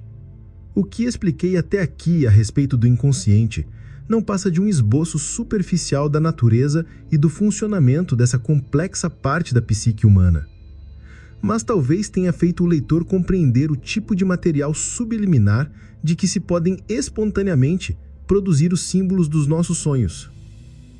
Esse material subliminar pode consistir de todo tipo de urgências, impulsos e intenções, de percepções e intuições, de tontas racionais ou irracionais, de conclusões, induções, deduções e premissas, e de toda uma imensa gama de emoções. Qualquer um desses elementos é capaz de se tornar parcial, temporária ou definitivamente inconsciente. Esse material torna-se inconsciente porque, simplesmente, não há lugar para ele no consciente. Alguns dos nossos pensamentos perdem a sua energia emocional e tornam-se subliminares, isto é, não recebem mais a mesma atenção do nosso consciente, porque parecem ter deixado de nos interessar e não têm mais ligação conosco, ou então por existir algum motivo para que desejemos afastá-los de vista. Esquecer, nesse sentido, é normal e necessário para dar lugar a novas ideias e impressões na nossa consciência. Se tal não acontecesse, toda a nossa experiência permaneceria acima do limiar da consciência e nossas mentes ficariam insuportavelmente atravancadas. Esse fenômeno hoje em dia é tão amplamente reconhecido que a maioria das pessoas que conhecem um pouco de psicologia já o aceitaram. Assim como o conteúdo consciente pode se desvanecer no inconsciente, novos conteúdos, que nunca foram conscientes, podem emergir. Podemos ter a impressão, por exemplo, de que alguma coisa está a ponto de se tornar consciente, que há alguma coisa no ar, ou que aqui tem dente de coelho. A descoberta de que o inconsciente não é apenas um simples depósito do passado, mas que também está cheio de germes de ideias e de situações psíquicas futuras, levou-me a uma atitude nova e pessoal em relação à psicologia. Muita controvérsia tem surgido a esse respeito, mas o fato é que, além de memórias de um passado consciente longínquo, também pensamentos inteiramente novos e ideias criadoras podem surgir do inconsciente, ideias e pensamentos que nunca foram conscientes. Como um lótus, nascem das escuras profundezas da mente para formar uma importante parte da nossa psique subliminar. Encontramos exemplos disso em nossa vida cotidiana, onde, às vezes, os dilemas são solucionados pelas mais surpreendentes e novas proposições. Muitos artistas, filósofos e mesmo cientistas devem suas melhores ideias a inspirações nascidas de súbito do inconsciente. A capacidade de alcançar um veio particularmente rico desse material e transformá-lo de maneira eficaz em filosofia, em literatura, em música ou em descobertas científicas é o que comumente chamamos de genialidade. Podemos encontrar na própria história da ciência provas evidentes desse fato. Por exemplo, o matemático francês Poincaré e o químico Kekulé devem importantes descobertas científicas, como eles mesmos admitem, a repentinas revelações pictóricas do inconsciente. A chamada experiência mística do filósofo francês Descartes foi uma dessas revelações repentinas, na qual ele viu, num clarão, a ordem de todas as ciências. O escritor inglês Robert Louis Stevenson levou anos procurando uma história que se ajustasse à sua forte impressão da dupla natureza do homem, quando, num sonho, lhe foi revelado o enredo de O Médico e o Monstro.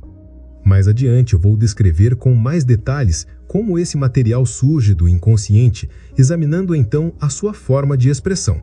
No momento, desejo apenas assinalar que a capacidade da nossa psique de produzir esse material novo é particularmente significativa quando se trata do simbolismo do sonho, pois a minha experiência profissional provou-me repetidamente que as imagens e as ideias contidas no sonho não podem ser explicadas apenas em termos de memória. Expressam pensamentos novos que ainda não chegaram ao limiar da consciência. A função dos sonhos. Entrei em detalhes sobre as origens da nossa vida onírica por ela ser o solo de onde originalmente nasce a maioria dos símbolos. Infelizmente, é difícil compreender os sonhos. Como já disse, um sonho em nada se parece com uma história contada pela mente consciente. Na nossa vida cotidiana, refletimos sobre o que queremos dizer. Escolhemos a melhor maneira de dizê-lo e tentamos dar aos nossos comentários uma coerência lógica. Uma pessoa instruída evitará, por exemplo, o emprego de metáforas complicadas a fim de não tornar confuso o seu ponto de vista. Mas os sonhos têm uma textura diferente. Neles se acumulam imagens que parecem contraditórias e ridículas, perde-se a noção de tempo e as coisas mais banais podem se revestir de um aspecto fascinante ou aterrador. Parecerá estranho que o inconsciente disponha o seu material de modo tão diferente dos esquemas aparentemente disciplinados que imprimimos nos nossos pensamentos quando acordados. No entanto, quem quer que se detenha na recordação de um sonho perceberá esse contraste. Contraste este que é uma das principais razões para que os sonhos sejam de tão difícil compreensão para os leigos. Como não fazem sentido nos termos de nossa experiência diurna normal, há uma tendência ou para ignorá-los ou para nos confessarmos desorientados e confusos. Talvez esse ponto se torne mais claro se tomarmos consciência de que as ideias de que nos ocupamos na vida diurna e aparentemente disciplinada não são tão precisas como queremos crer. Ao contrário, o sentido e a importância emocional que têm para nós tornam-se cada vez mais vagos à medida que as examinamos de mais perto. A razão para isso é que qualquer coisa que tenhamos ouvido ou experimentado pode tornar-se subliminar, ou seja, passar ao inconsciente. E mesmo aquilo que retemos no nosso consciente e que podemos reproduzir à vontade adquire um meio tom inconsciente que dá novo colorido à ideia cada vez que ela é convocada. Nossas impressões conscientes, de fato, assumem um elemento de sentido inconsciente que tem para nós uma significação psíquica, apesar de não estarmos conscientes da existência desse fator subliminar ou da maneira pela qual ambos ampliam e perturbam o sentido convencional. Evidentemente, esses meios tons psíquicos diferem de pessoa para pessoa. Cada um de nós recebe noções gerais ou abstratas no contexto particular de nossa mente e, portanto, entende e aplica tais noções também de maneira particular e individual. Quando numa conversa uso palavras como Estado, dinheiro, saúde ou sociedade, parto do pressuposto de que os que me escutam dão a esses termos mais ou menos a mesma significação que eu. Mas a expressão mais ou menos é o que importa aqui. Cada palavra tem um sentido ligeiramente diferente para cada pessoa, mesmo para os de mesmo nível cultural. O motivo dessas variações é que uma noção geral é recebida num contexto individual, particular e, portanto, também compreendida e aplicada de um modo individual, particular. As diferenças de sentido são naturalmente maiores quando as pessoas têm experiências sociais, políticas, religiosas ou psicológicas de níveis diferentes. Sempre que os conceitos são idênticos às palavras, a variação é quase imperceptível e não tem qualquer função prática. Mas quando se faz necessária uma definição exata ou uma explicação mais cuidadosa, podemos descobrir as variações mais extraordinárias não só na compreensão puramente intelectual do termo, mas particularmente no seu tom emocional e na sua aplicação. Essas variações são sempre subliminares e, portanto, as pessoas não as percebem. Podemos rejeitar tais diferenças, considerando-as supérfluas ou simples nuances dispensáveis por serem de pouca aplicação às nossas necessidades cotidianas. Mas o fato de existirem mostra que até os conteúdos mais banais da consciência têm à sua volta uma orla de penumbra e de incertezas. Mesmo o conceito filosófico ou matemático mais rigorosamente definido, que sabemos só conter aquilo que nele colocamos, ainda é mais do que pressupomos. É um acontecimento psíquico e, como tal, parcialmente desconhecido. Os próprios algarismos usados para contar são mais do que julgamos ser. São, ao mesmo tempo, elementos mitológicos. Para os adeptos de Pitágoras, chegavam a ser divinos, mas certamente não tomamos conhecimento disso quando empregamos os números com objetivos práticos. Em suma, todo conceito da nossa consciência tem suas associações psíquicas próprias. Quando tais associações variam de intensidade segundo a importância relativa desse conceito em relação à nossa personalidade total, ou segundo a natureza de outras ideias, e mesmo complexos com os quais esteja associado no nosso inconsciente, elas são capazes de mudar o caráter normal daquele conceito. O conceito pode mesmo se tornar uma coisa totalmente diferente à medida que é impulsionado abaixo do nível da consciência. Esses aspectos subliminares de tudo que nos acontece parecem ter pouca importância em nossa vida diária. Mas na análise dos sonhos, em que os psicólogos se ocupam das expressões do inconsciente, são aspectos relevantes, pois se constituem nas raízes quase invisíveis dos nossos pensamentos conscientes. É por isso que objetos ou ideias comuns podem adquirir uma significação psíquica tão poderosa que acordamos seriamente perturbados, apesar de termos sonhado coisas absolutamente banais, como uma porta fechada ou um trem que se perdeu. As imagens produzidas nos sonhos são muito mais vigorosas e pitorescas do que os conceitos e experiências congêneres de quando estamos acordados. E um dos motivos é que, no sonho, tais conceitos podem expressar o seu sentido inconsciente. Nos nossos pensamentos conscientes, restringimos-nos aos limites das afirmações racionais, afirmações bem menos coloridas, uma vez que as despojamos de quase todas as suas associações psíquicas. Lembro-me de um sonho que tive e que achei realmente difícil interpretar. Nele, um certo homem tentava aproximar-se de mim e pular as minhas costas. Nada sabia a respeito dele a não ser que se utilizara de uma observação minha e, transformando o seu significado, tornara-a grotesca. Mas eu não conseguia ver qual a ligação entre esse fato e a sua tentativa de saltar as minhas costas. Na minha experiência profissional, no entanto, frequentemente alguém interpreta erradamente o que eu digo. E isso ocorre tantas vezes que já nem me dou ao trabalho de me perguntar se me irrita ou não. De fato, há uma certa conveniência em manter o controle, conscientemente, das nossas reações emocionais. E era aí que estava, como logo verifiquei, o sentido do meu sonho. Eu usara um coloquialismo austríaco e o transformara em imagem visual. É muito comum na Áustria dizer "Du kannst mir auf den Buckel steigen", que significa "pouco me importa o que você fala de mim". Pode-se qualificar esse sonho de simbólico, porque não representa uma situação de modo direto, e sim indiretamente por meio de uma metáfora que a princípio não percebi. Quando isso acontece, como é frequente, não se trata de um disfarce proposital do sonho, é resultado apenas da nossa dificuldade em captar o conteúdo emocional da linguagem ilustrada. De fato, na vida cotidiana, precisamos expor nossas ideias da maneira mais exata possível e aprendemos a rejeitar os adornos da fantasia tanto na linguagem quanto nos pensamentos, perdendo assim uma qualidade ainda característica da mentalidade primitiva. Muitos de nós transferimos para o inconsciente todas as fantásticas associações psíquicas inerentes a todo objeto e a toda ideia. Já os povos primitivos ainda conservam essas propriedades psíquicas, atribuindo a animais, plantas e pedras poderes que julgamos estranhos e inaceitáveis. Um habitante da selva africana, por exemplo, que vê à luz do dia um animal noturno, pode reconhecer nele um médico ou curandeiro que tenha tomado aquela forma temporariamente, ou considerá-lo a alma da mata, ou o espírito ancestral de alguém da tribo.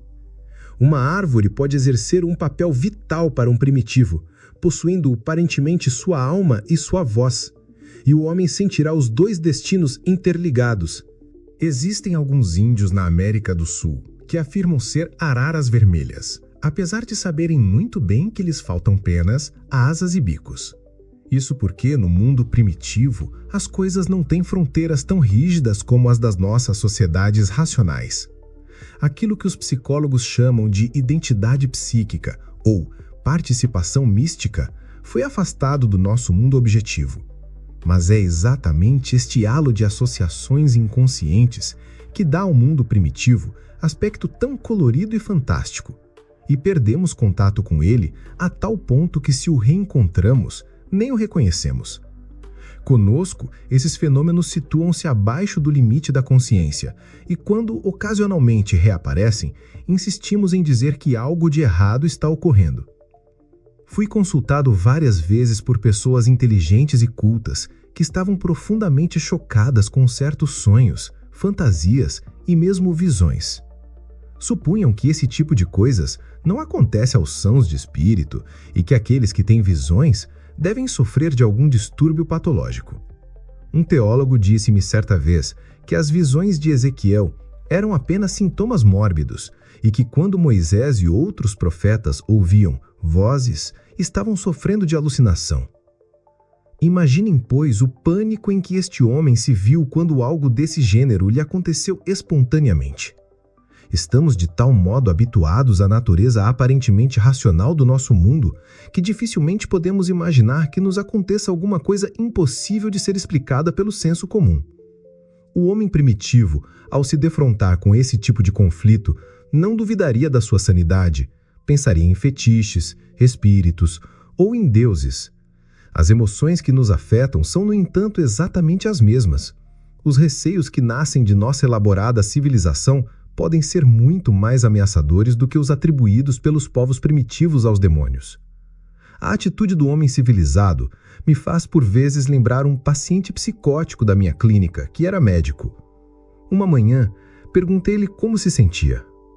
Respondeu-me que passara uma excelente noite desinfectando o céu inteiro com cloreto de mercúrio, mas que durante todo esse processo sanitário não encontrara o menor vestígio de Deus.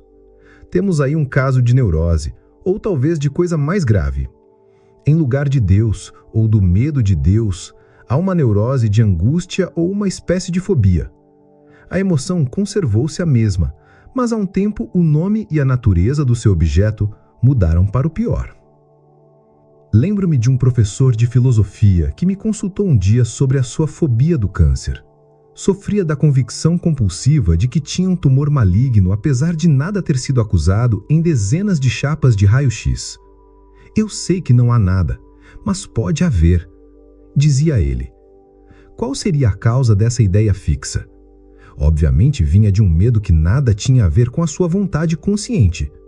Aquele pensamento mórbido, de repente, tomava conta dele, e com tal força que não conseguia controlar-se. Era bem mais difícil para aquele homem culto aceitar um fenômeno desse tipo do que seria para o homem primitivo dizer que fora atormentado por um fantasma. A influência maligna de espíritos maus é uma hipótese pelo menos admissível nas culturas primitivas, enquanto que para o civilizado é uma experiência perturbadora admitir que seus males nada mais são que uma tola extravagância da imaginação. O fenômeno primitivo da obsessão não desapareceu, é o mesmo de sempre, apenas é interpretado de maneira diversa e mais desagradável. Fiz várias comparações desse tipo entre o homem moderno e o primitivo. São essenciais, como mostrarei adiante, para compreendermos a tendência do homem de construir símbolos e a participação dos sonhos em expressá-los. Pois vamos descobrir que muitos sonhos apresentam imagens e associações análogas a ideias, mitos e ritos primitivos. Essas imagens oníricas eram chamadas por Freud resíduos arcaicos. A expressão sugere que tais resíduos são elementos psíquicos que sobrevivem na mente humana desde tempos imemoriais. É um ponto de vista característico dos que consideram o inconsciente um simples apêndice do consciente, ou, numa linguagem mais pitoresca, como uma lata de lixo que guarda todo o resíduo do consciente. Pesquisas posteriores me levaram a crer que essa é uma atitude insustentável e que deve ser desprezada. Constatei que associações e imagens como as que assinalei são parte integrante do inconsciente e podem ser observadas por toda parte, seja no sonhador instruído ou analfabeto, inteligente ou obtuso. Não são de modo algum resíduos sem vida ou significação. Têm, ao contrário, uma função e são, sobretudo, valiosos, como o Dr. Henderson, num outro capítulo, mostra. Constituem uma ponte entre a maneira pela qual transmitimos conscientemente os nossos pensamentos e uma forma de expressão mais primitiva, colorida e pictórica. E é essa forma também que apela diretamente à nossa sensibilidade e à nossa emoção. Essas associações históricas são o elo entre o mundo racional da consciência e o mundo do instinto. Já comentei a respeito do contraste interessante entre os pensamentos controlados que temos acordados e a riqueza das imagens produzidas pelos sonhos. Podemos constatar agora uma outra razão para essa diferença. Na nossa vida civilizada, despojamos tanto as ideias da sua energia emocional que já não reagimos mais a elas. Usamos essas ideias nos nossos discursos, reagimos convencionalmente quando outros também as utilizam, mas elas não nos causam uma impressão mais profunda. É necessário haver alguma coisa mais eficaz para que mudemos de atitude ou de comportamento. E é isso que a linguagem dos sonhos faz. O seu simbolismo tem tanta energia psíquica que somos obrigados a dar-lhe atenção. Havia, por exemplo, uma senhora conhecida por seus insuportáveis preconceitos e por sua obstinada resistência a qualquer argumento racional. Podia-se discutir com ela uma noite inteira. Não tomaria o menor conhecimento das nossas opiniões. Seus sonhos, no entanto, empregaram uma linguagem inteiramente diferente. Uma noite, sonhou que estava numa importante reunião social, onde foi recebida pela anfitriã com as seguintes palavras: "Que bom você ter podido vir. Todos os seus amigos estão aqui à sua espera." E levou-a até uma porta, que abriu, introduzindo-a num estábulo. A linguagem desse sonho é simples o bastante para que até um ignorante a entenda. A mulher, a princípio, recusou-se a admitir o sentido de um sonho que vinha atingir tão diretamente o seu amor próprio. Mas acabou compreendendo a mensagem que lhe era enviada e, após algum tempo, aceitou a pilheira que se auto-infligira. Essas mensagens do inconsciente têm uma importância bem maior do que se pensa. Na nossa vida consciente, estamos expostos a todos os tipos de influência. As pessoas nos estimulam ou nos deprimem. Ocorrências na vida profissional ou social desviam a nossa atenção. Todas essas influências podem nos levar a caminhos opostos à nossa individualidade.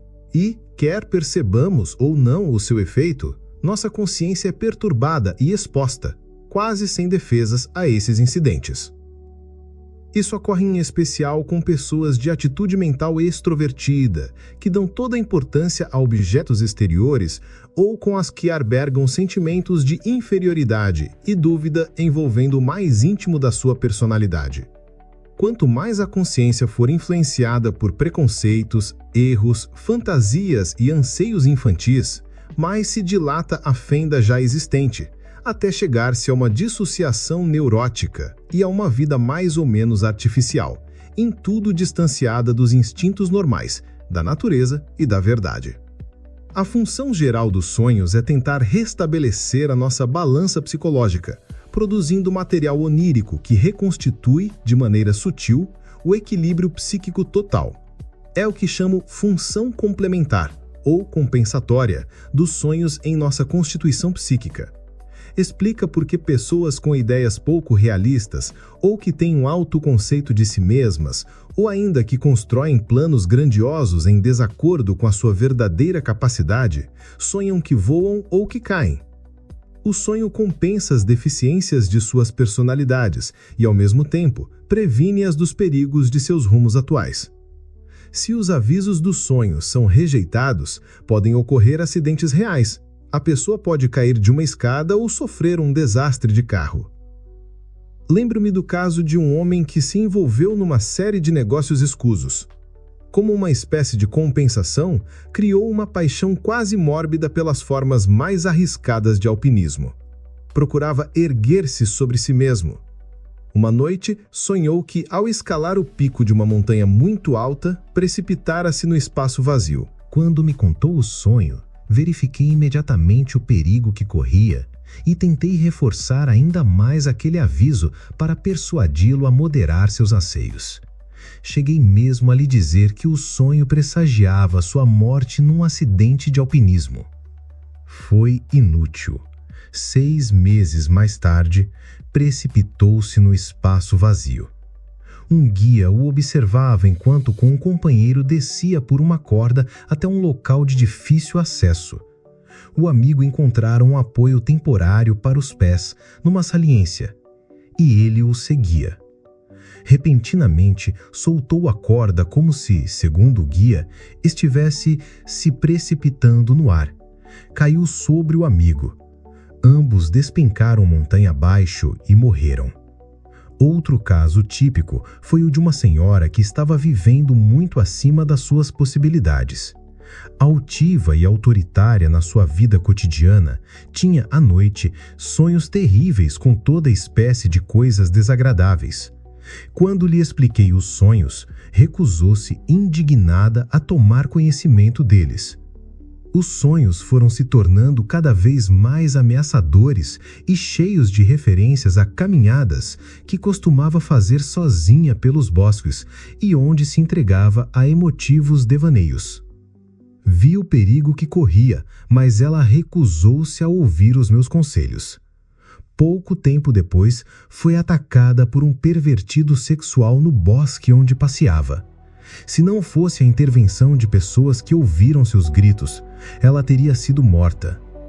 Não há nenhuma magia nestes fatos. Os sonhos daquela mulher revelaram que ela alimentava um desejo secreto por tal tipo de aventura, assim como o alpinista procurava inconscientemente solução definitiva para os seus problemas. Obviamente, nenhum deles esperava pagar tal preço, nem ela ter várias fraturas, nem ele perder a vida. Assim, os sonhos algumas vezes podem revelar certas situações muito antes de elas realmente acontecerem. Não é necessariamente um milagre ou uma forma de previsão. Muitas crises em nossas vidas têm uma longa história inconsciente. Caminhamos ao seu encontro passo a passo, desapercebidos dos perigos que se acumulam. Mas aquilo que conscientemente deixamos de ver é, quase sempre, captado pelo nosso inconsciente, que pode transmitir a informação por meio dos sonhos. Os sonhos muitas vezes nos advertem, mas tantas outras parece que não o fazem. Portanto, qualquer suposição de que uma mão benévola nos pode refriar a tempo é duvidosa. Ou, para sermos mais claros, parece que uma força benéfica por vezes funciona e outras não. A mão misteriosa pode até, ao contrário, indicar um caminho de perdição. Os sonhos às vezes provam ser armadilhas, ou pelo menos parece que o são. Em certas ocasiões, comportam-se como o oráculo de Delfos, quando este disse ao rei Creso que, se atravessasse o rio Halley, destruiria um grande reino. Só depois de derrotado numa batalha, após ter transposto o rio, é que descobriu que o reino a que o oráculo se referia era o seu próprio. Não podemos nos permitir nenhuma ingenuidade no estudo dos sonhos. Eles têm sua origem em um espírito que não é bem humano, e sim um sopro da natureza, o espírito de uma deusa bela e generosa, mas também cruel. Se quisermos caracterizar esse espírito, vamos nos aproximar bem melhor dele na esfera das mitologias antigas e nas fábulas primitivas das florestas do que na consciência do homem moderno. Não estou querendo negar as grandes conquistas que nos trouxe a evolução da sociedade civilizada, mas tais conquistas realizaram-se à custa de enormes perdas, cuja extensão mal começamos a avaliar. As comparações que fiz entre os estados primitivo e civilizado do homem tiveram como objetivo parcial mostrar o saldo desses ganhos e perdas. O homem primitivo era muito mais governado pelos instintos do que seu descendente, o homem racional, que aprendeu a controlar-se. Em nosso processo de civilização, separemos cada vez mais a consciência das camadas instintivas mais profundas da psique humana e mesmo das bases somáticas do fenômeno psíquico. Felizmente, não perdemos essas camadas instintivas básicas. Elas se mantiveram como parte do inconsciente, apesar de só se expressarem sob a forma de imagens oníricas. Esses fenômenos instintivos, que nem sempre podem ser reconhecidos como tal, já que o seu caráter é simbólico, representam um papel vital naquilo que chamei função compensadora dos sonhos. Para benefício do equilíbrio mental e mesmo da saúde fisiológica, o consciente e o inconsciente devem estar completamente interligados a fim de que possam se mover em linhas paralelas. Se separam um do outro ou se dissociam, ocorrem distúrbios psicológicos. Nesse particular, os símbolos oníricos são os mensageiros indispensáveis da parte instintiva da mente humana para a sua parte racional, e a sua interpretação enriquece a pobreza da nossa consciência, fazendo-a compreender novamente a esquecida linguagem dos instintos. As pessoas, é claro, tendem a pôr em dúvida essa função, já que seus símbolos muitas vezes passam despercebidos ou incompreendidos. Na vida normal, a compreensão dos sonhos é até por vezes considerada supérflua. Posso dar um exemplo da experiência que tive com uma tribo primitiva do oeste africano. Para meu espanto, as suas habitantes negavam que tivessem sonhos. Por meio de conversas pacientes e de perguntas indiretas, logo descobri que, como qualquer outra pessoa, também sonhavam, só que estavam apenas convencidos de que seus sonhos não tinham significação alguma. Os sonhos do homem comum não querem dizer nada, afirmaram-me. Pensavam que os únicos sonhos importantes eram os dos chefes e os dos feiticeiros, que, como diziam respeito ao bem-estar geral do grupo, tinham grande valor aos seus olhos. O problema, no entanto, era que o chefe da tribo e o feiticeiro afirmavam terem deixado de sonhar coisas significativas. Essa mudança datava da época em que os ingleses haviam chegado ao país. O comissário do distrito, o oficial britânico encarregado daquela tribo, tomara para si a função de sonhar, ele mesmo, os grandes sonhos que até então regiam o comportamento da tribo. Quando os habitantes dessa tribo admitiram que, na verdade, sonhavam, julgando apenas que seus sonhos não tinham maior importância, estavam agindo como o homem moderno que pensa que seus sonhos não têm nenhuma significação apenas porque não os entendem. Mas até mesmo o homem civilizado pode, por vezes, observar que um sonho, de que talvez ele nem se lembre, é capaz de piorar ou melhorar o seu humor. O sonho foi compreendido, só que de uma maneira subliminar. E é isso, aliás, que acontece habitualmente.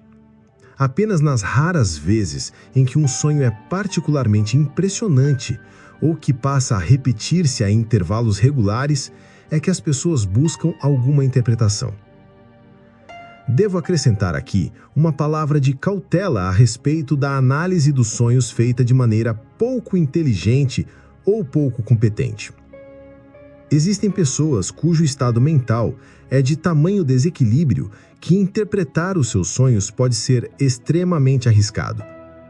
São casos em que uma consciência extremamente unilateral se encontra isolada de uma inconsciência irracional ou louca correspondente, e as duas não devem ser postas em contato sem precauções muito específicas. De modo geral, é uma tolice acreditar em guias pré-fabricados e sistematizados para a interpretação dos sonhos, como se pudéssemos comprar um livro de consultas para nele encontrar a tradução de determinado símbolo. Nenhum símbolo onírico pode ser separado da pessoa que o sonhou, assim como não existem interpretações definidas e específicas para qualquer sonho.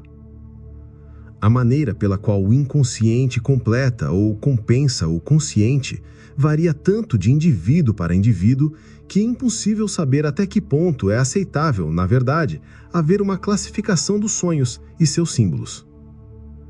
É claro que existem sonhos e símbolos isolados, preferia chamá-los motivos, típicos, e que ocorrem com bastante frequência.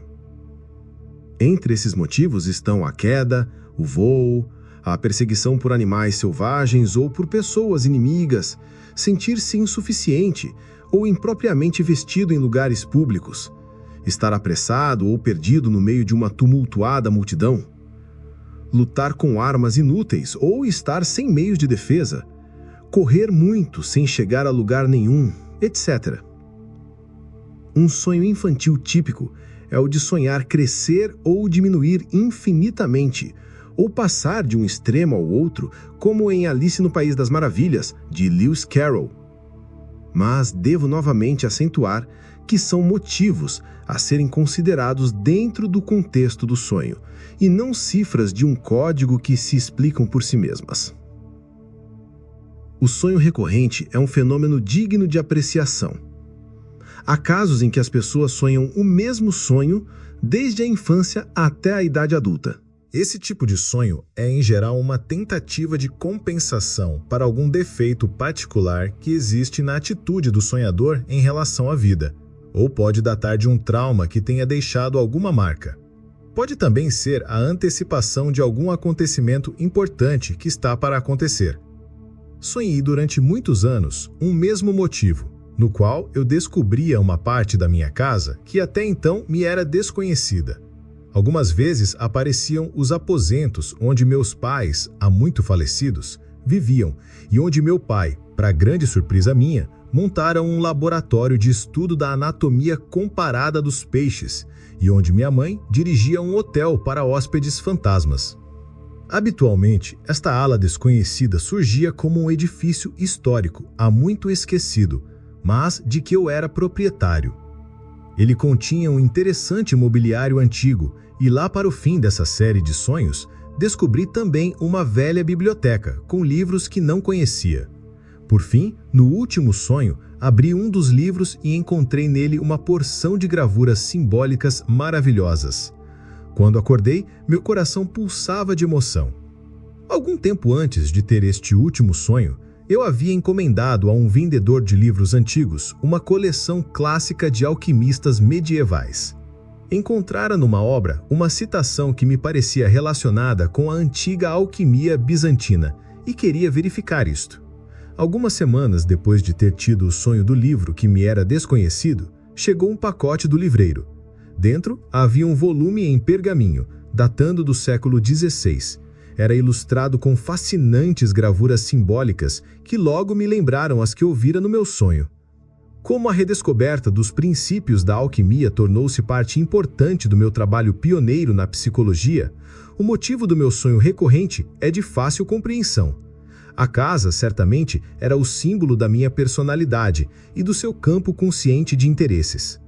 E a ala desconhecida da residência representava a antecipação de um novo campo de interesse e pesquisa, de que na época a minha consciência não se apercebera. Depois daquele momento, há 30 anos, o sonho não se repetiu mais. A análise dos sonhos. Comecei este ensaio acentuando a diferença existente entre um sinal e um símbolo. O sinal é sempre menos do que o conceito que ele representa, enquanto o símbolo significa sempre mais do que o seu significado imediato e óbvio. Os símbolos, no entanto, são produtos naturais e espontâneos. Nenhum gênio já se sentou com uma caneta ou um pincel na mão dizendo: agora vou inventar um símbolo.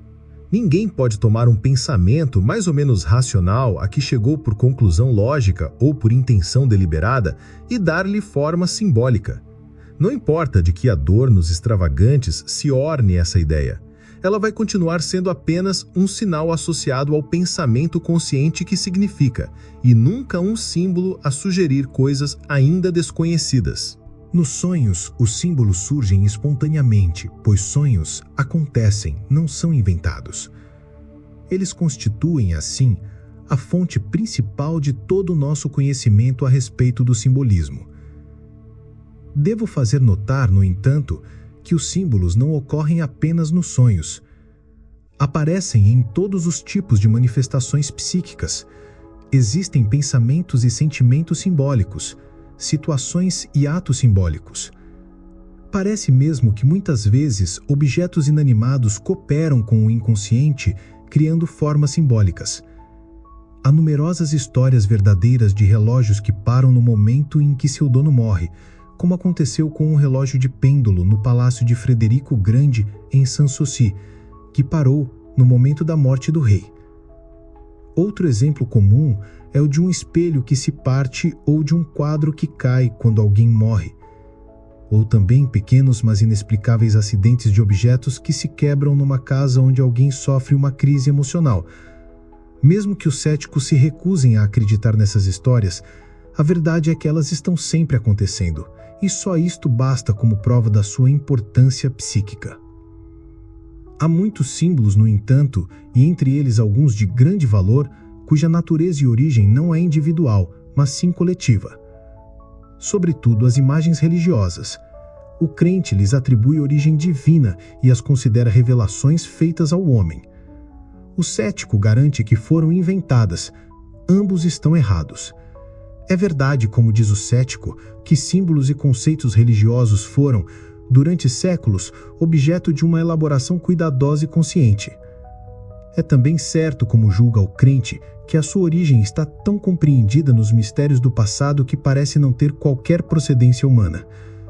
Mas são efetivamente representações coletivas, que procedem de sonhos primitivos e de fecundas fantasias.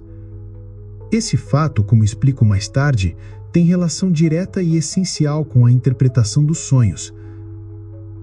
É evidente que, se considerarmos o sonho um símbolo, vamos interpretá-lo de maneira diferente daquele que acredita que a emoção e o pensamento energético já são conhecidos e estão apenas disfarçados pelo sonho.